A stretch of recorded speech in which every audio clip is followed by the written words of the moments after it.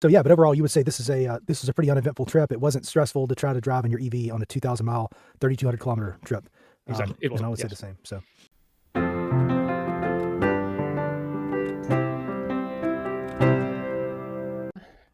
All right. Hey, everybody. Welcome back to the VW ID Talk podcast. We are Wes and Jan once again. So glad you're here. If you're passionate about Volkswagens or EVs in general, make sure to hit that subscribe button. And don't forget, you can also catch us on your favorite podcast platforms like Spotify, Apple Podcasts, or Overdrive. And of course, here we are on YouTube for our visual experience. And today, we're going to talk about Jan and his family made a special trip down the West Coast. And it was, what, a 2,000-mile journey? So for our Europeans, 3,200 kilometers. And Jan's going to show us kind of how he did this, how he planned it, kind of what he ran into, and also some pretty impressive photography. In late March, beginning of April, we did a round trip from Seattle down to Santa Cruz. Go banana slugs. And here are the facts. So it was roughly 950 miles each way because we wanted to take it easy.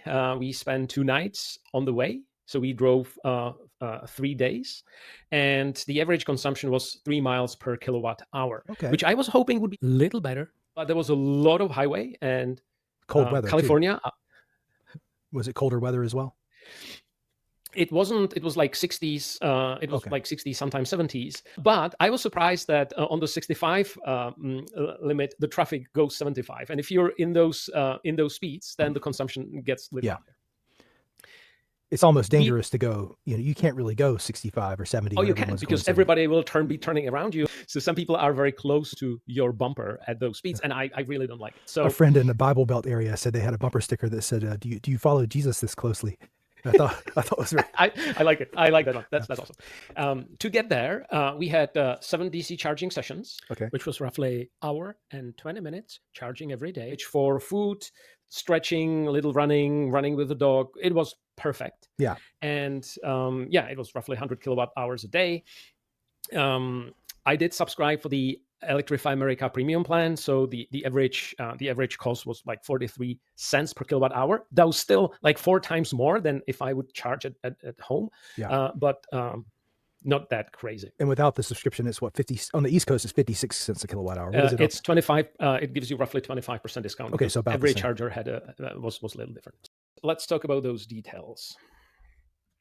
So we have, I have used a better route planner because this was the first time I drove such a large distance. And what you see is great is that you can literally plan your stopovers. So we had one stopover here, one somewhere here in Oregon, and on the way back in Eugene. And you just feed this into the system, into a better route planner, and it tells you where you should stop for charging. And it also tells you how long you will be charging and how much you need to charge. So it's very well done. Yeah, it's a great tool.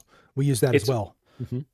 Yeah. Yes, and if you're interested, we can do some deep dive into a better route planner. Now, my assessment is that this is designed by engineers for engineers, and for the regular of us, maybe the default built-in navigation in the car may be good enough.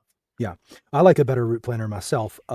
Or a better route planner, as we say in the South, that it tells you, if you tell it what you're going to leave home with a 90% charge or 100% charge. It says you will arrive at this charging stop with 10% left, and you charge for 28 minutes up to 72%, and then you can get to your next stop with, and they don't really let you get there with less than about 10%.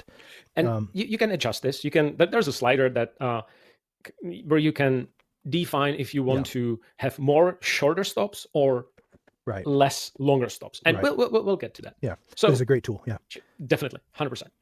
Well, of course, I wanted to really see everything what was happening, so I got an OBD dongle.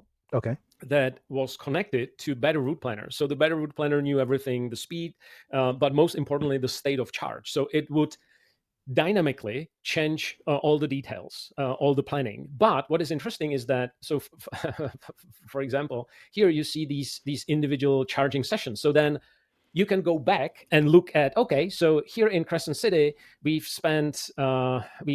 charge 10 to or 11 to 90%.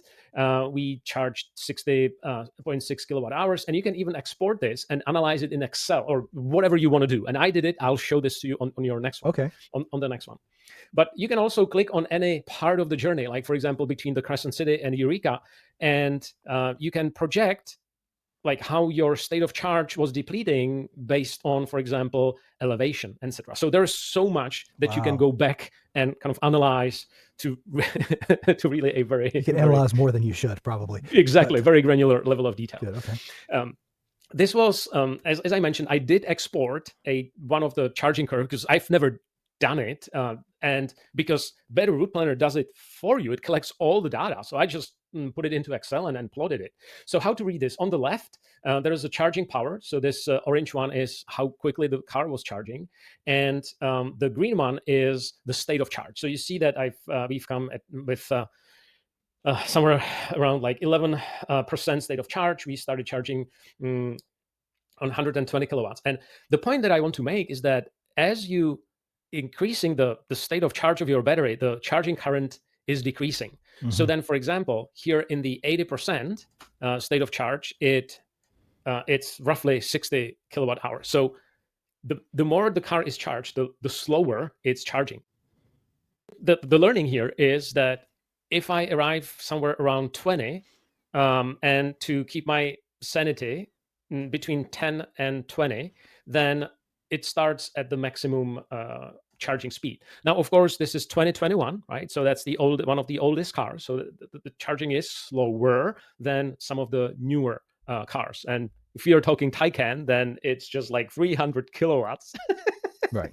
But that's a different ballgame. Anyway, so you can just analyze whatever you need from this. Learnings. Well, so if you're driving, so this is just a screenshot. Here is San Francisco. And if you're driving on this route during business hours, you see that you can run into a lot of full charging stations. Oh, yeah. So and this is a picture of the Electrify America app showing you that those chargers are full. Okay. Yes, that is correct. So I only charge at Electrify America, though I tried different chargers, like for example Rivian's, but they only worked with Rivian. Why? Yeah. And some chargers in California had this sticker of maximum 85%. Oh, wow. I've read about 85%. That, and they're just pilot testing that, but it seems like a good idea at places where there's a lot of congestion, right? Exactly. Because you've seen the charging curve, right? Yeah. That after 85%, it's very slow. Yep. So from time perspective, it may be better to stop on another charger with lower state of charge. Gotcha. Okay. So that was learning number one. So have somebody designated that, like my wife was tasked. I made her a charging master. So she was tasked to look through the app and find and check if the next charger that we are heading towards is available or no. There may have been some glitch. Normally, Better Route Planner should know how many available stalls there are, but this wasn't working. And I'm not sure if it's Electrify America issue or what kind of issue it was.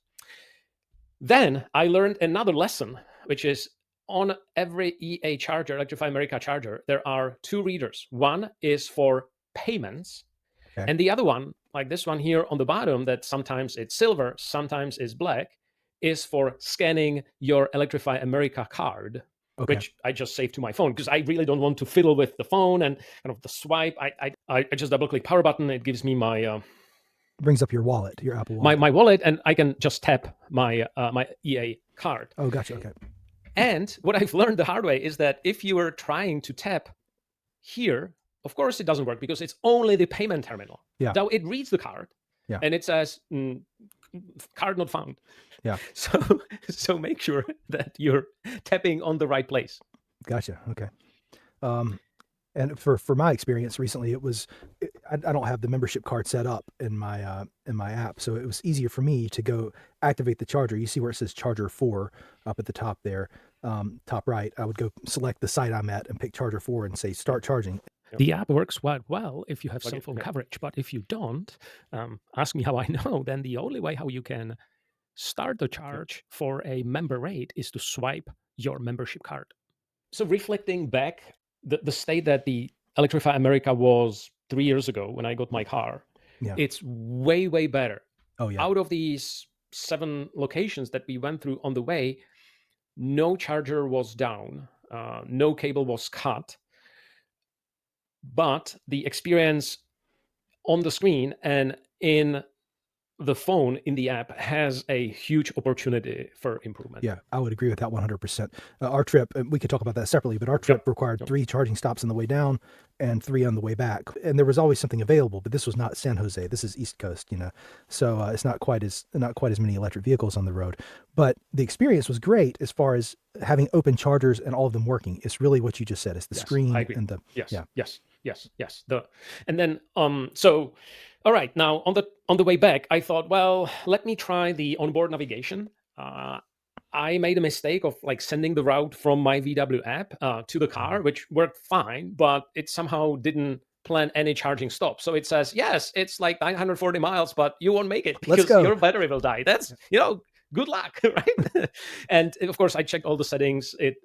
I'm not sure what was it. I found that some routes there was this tagline like "built with Google," and it didn't plan any charging stops. But when I typed the destination into the navigation, it then if you typed it into your car directly, it plans the charging stuff. It worked. It worked, and I actually really liked it. I really liked how this onboard navigation is now better in 3.5 in this latest software. The integration with the onboard display and also the ID light on the top. So I really I would just think maybe next time I'll just wing it with this. Right? I've only used it a few times, but I found it to be pretty good.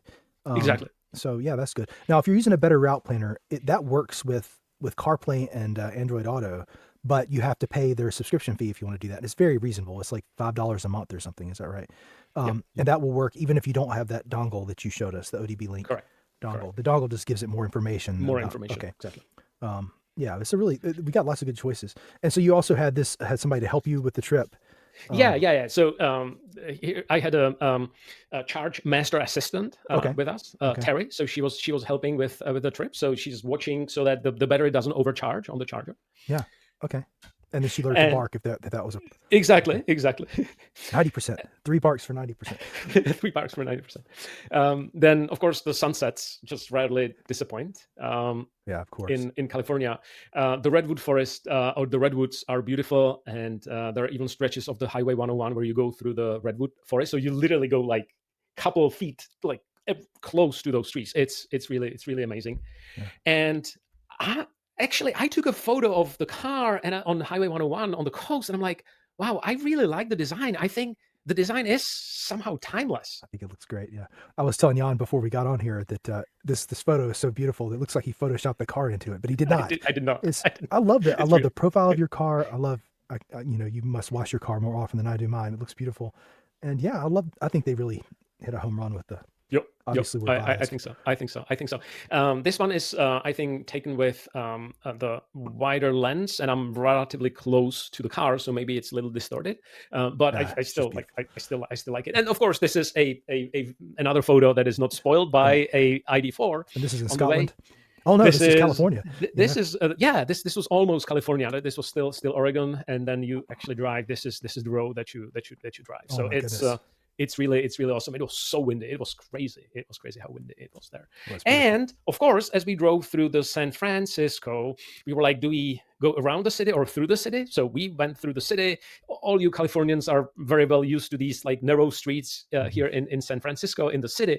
And interestingly enough, there is something peaking in the distance. And yes, that is Golden Gate. So it was my dream to kind of drove across the Golden Gate. I just registered for the Easy Pass online, so you can register your out-of-state license plate. So they just charged my credit card, and that was it. So anyway, so we talked to you about what we've done, 2,000-mile trip from Seattle to Santa Cruz or Silicon Valley and back. We used a better route planner. We liked the experience, and yes, there are some learnings, and hopefully it was useful. So if you like this type of content, Wes can share his experiences going to Orlando on the East Coast. Right? Yeah, I'll be glad to do that. So yeah, but overall, you would say this is a pretty uneventful trip. It wasn't stressful to try to drive in your EV on a 2,000-mile, 3,200-kilometer trip. Exactly, it was. And I would say the same. So yeah, cool. Well, great. Well, thanks everybody, and hopefully we'll have some more good content coming up for you soon. And we'll see you next time. We'll see you next time. Thank you. Bye.